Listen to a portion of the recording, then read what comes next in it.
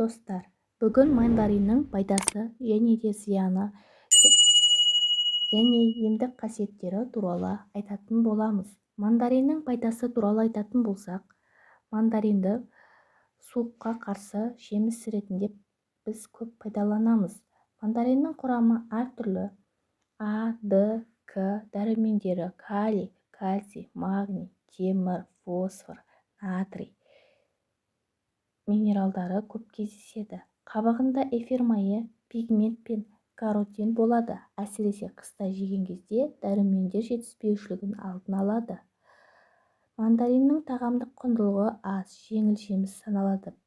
Бірақ құрамында қант көп. Соған қарамастан салмақ түсіруге, асқазан жұмысы мен зат алмасуына жақсартуға қауқары жетеді.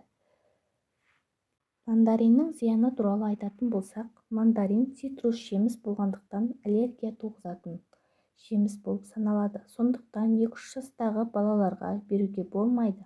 Ал аскорбин қышқылы асқазанның шырышты қабығын қабындырып, жараны асқындыруы мүмкін. Сондықтан асқазаны ауыратын адамдарға да аз жеген жөн. Сондай-ақ мандаринді гепатит пен холецистит, нефрит ауруларына шалдыққандар жеуге болмайды.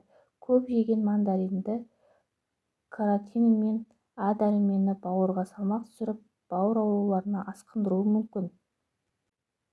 Сондай-ақ оның қабығы бронхитке, тері ауруларына, іш кебуде, ұйқысыздыққа, жоғарғы қан қысымына қарсы өте пайдалы. Майо ғылыми орталығы мандариндер көңіл-күйді көтеріп, адамға оптимистік рух беретінін анықтаған. Бұл мәуенің құрамында лимон қышқылы өте көп. Сондықтан мандарин адамдарды көптеген зиянды бактериялардан қорғайды.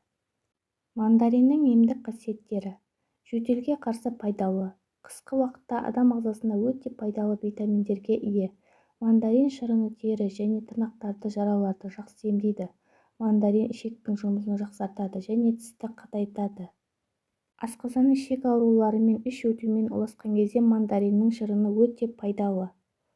Достар, каналым ұнаса, лайк басып, каналыма жазылуларыңызды сұраймын.